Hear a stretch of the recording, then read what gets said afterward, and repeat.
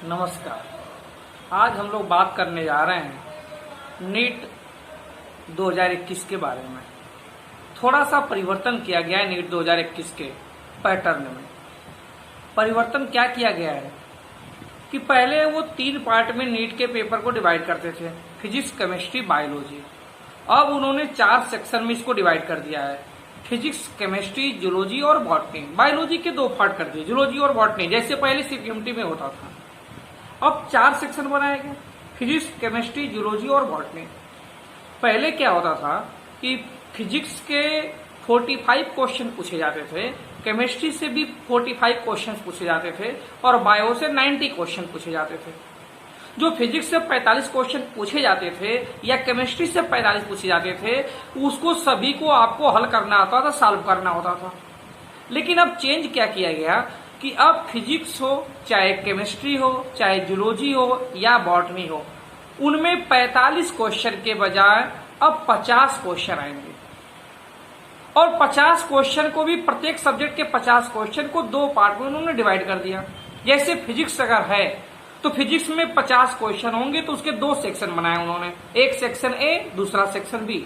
Section A में 35 question रखा और सेक्शन बी में उन्होंने 15 क्वेश्चन रखा। 35 और 15 मिला के हो गए 50। लेकिन आपको पहले की तरह करने 45 ही हैं। 35 जो क्वेश्चन का सेक्शन है, इसको पूरा का पूरा करना होगा। इसमें एक भी क्वेश्चन आपको नहीं छोड़ना है। सभी 35 क्वेश्चन कंपलसरी हैं, अनिवार्य हैं। सेक्शन बी में जो 15 क्वेश्चन हैं, उसमें सिर्फ आपको 10 करने हैं, 5 छोड़ देने हैं। अब 15 क्वेश्चन सेक्शन बी के प्रत्येक सब्जेक्ट में होगा, चाहे फिजिक्स होगा, चाहे केमिस्ट्री, चाहे जूलॉजी, चाहे बॉटनी। उस 15 क्वेश्चंस में आपको 10 करने हैं, 5 छोड़ देने हैं। तो एक एक सब्जेक्ट में 5-5 क्वेश्चन छोड़ना है। तो फिजिक्स, केमिस्ट्री, जूलॉजी, बॉटनी मिला के टोटल 20 क्वेश्चन आपको छोड़ देने हैं पूरे पेपर में।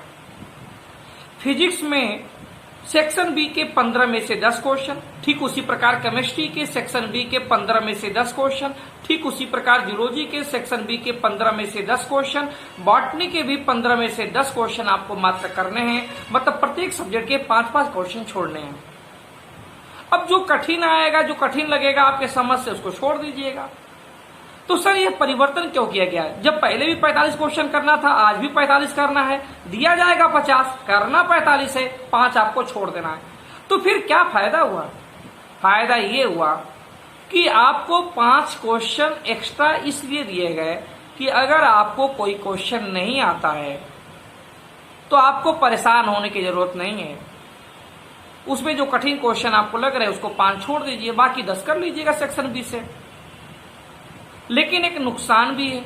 नुकसान ये है कि अब 20 क्वेश्चन टोटल एक्स्ट्रा हो गए। भले छोड़ने हैं, लेकिन उसको आपको पढ़ना पड़ेगा। पढ़ के ही तो पता कर पाएंगे कि ये मुझे आता है कि नहीं आता है, ये मेरे लिए टफ है कि इजी है। तो उस 20 क्वेश्चन को पढ़ने में कुछ ना कुछ तो समय लगेगा। अगर हम मान लें कि अगर 30 सेकेंड भी लगता है, आधा मिनट भी लगता है, तो 20 क्वेश्चन को पढ़ने के लिए 10 मिनट तो लगेगा ही लगेगा। तो ये थोड़ा सा समय का अभाव जरूर होगा। लेकिन सहूलियत ये होगी कि आपके सामने अब विकल्प है, ऑप्शन है। आपका मन करे तो जो क्वेश्चन टफ लगे उसको 5 छोड़ सकते हैं। थोड़ा सा ये राहत की भी बात है एक दृष्टि से देखा जाए तो। दूसरी बात, नीट में परिवर्तन क्या किया गया? एक परिवर्तन 2015 से किया गया है कि उसमें ऑल इंडिया कोटा में ओबीसी का आरक्षण नहीं मिल रहा है। 2015 से 2015 में सलोनी कुमारी नाम की लड़की के याचिका के वजह से, उसके केस के वजह से सुप्रीम कोर्ट में मामला पेंडिंग है, जिसके वजह से कोई विशेष अपील गवर्नमेंट सरकार की तरफ से भी नहीं की जा रही है, जिसके परिणाम स्वरूप ऑल इंडिया मेडिकल कोटा में ओबीसी का आरक्षण नहीं मिल पा रहा है। ये दूसरा माइनस पॉइंट है, जिसके परिणाम स्वरूप ओबीसी के कैंडिडेट को, ओबीसी के अभ्यर्थी को, ओबीसी के एस्पायरेंट को बहुत सारे हजारों की संख्या में सीट्स का नुकसान हो रहा है।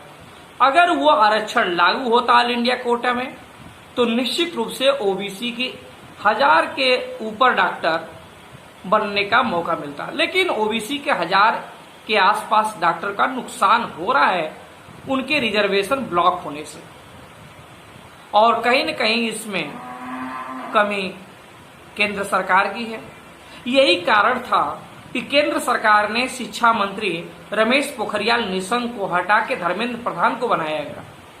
धर्मेंद्र प्रधान चूंकि ओबीसी से भी हैं। दूसरी बात, उत्तरांचल में, उत्तराखंड में चुनाव भी है, जिससे रमेश पोखरियाल निशंक के व्यक्तित्व पे कोई असर ना जाए, इसलिए उनको हटा के धर्मेंद्र प्रधान को आगे करके इनसे डेट निकाली गई है 12 सितंबर को, जो नीट का एग्जाम का डेट है। और चूंकि गवर्नमेंट इसलिए आरक्षण नहीं देना चाहती ओबीसी का, क्योंकि ओबीसी के पैरविकार भी बहुत अच्छे नहीं है। कोई ऐसा लीडर उत्तर भारत में नहीं है जो खुल के उसका विरोध कर सके। कहीं आप मीडिया में नहीं देख पाएंगे। हाँ, ये बात सही है कि साउथ में तमिलनाडु ने उसका विरोध जरूर किया था। तमिलनाडु ने अपना पूरा दमखम लगा के विरोध किया। तमिलनाडु की सरकार ने विरोध किया, मामला कोर्ट तक भी गया, लेकिन उन्हें निराशा हाथ लगी। चूंकि गवर्नमेंट चाहती ही नहीं है, तो क्या मतलब है। हालांकि आपको ये बता दूं कि ऑल इंडिया कोटा में एससी का जो रिजर्वेशन है, जैसे पहले था वैसे अभी भी है। एसटी का रिजर्वेशन जैसे पहले था वैसे अभी भी है। और सामान्य वर्ग के गरीब अभ्यर्थी ईडब्ल्यूएस का जो रिजर्वेशन लागू किया गया है, वो भी ऑल इंडिया कोटा में लागू किया गया है। तो एससी को भी मिलेगा, एसटी को भी मिलेगा और ईडब्ल्यूएस वालों को भी मिलेगा। सिर्फ ऑल इंडिया मेडिकल कोटा में ओबीसी को रिजर्वेशन नहीं मिलेगा। ये गवर्नमेंट की कमी है। तो दो मुख्य परिवर्तन किए गए मेरे विचार से। एक तो 45 के बजाय 50 क्वेश्चन होंगे प्रत्येक सब्जेक्ट में, हालांकि 5 आपको छोड़ने हैं। जैसे पहले सभी क्वेश्चन के 4 मार्क्स मिलते थे, माइनस मार्किंग पे कट जाता था, सेम वही पैटर्न है। मार्किंग में कोई चेंज नहीं किया गया, बस नंबर ऑफ क्वेश्चन प्रत्येक सब्जेक्ट में 45 के बजाय 50 कर दिए गए। हालांकि 5 उसमें छोड़ने, करने 45 ही हैं। और दूसरा, ओबीसी के रिजर्वेशन को ब्लॉक किया गया है। ये 2015 से लागू है।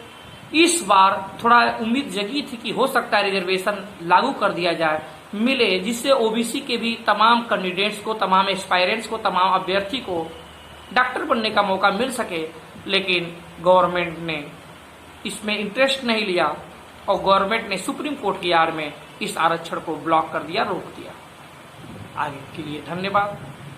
जय हिंद, जय भारत।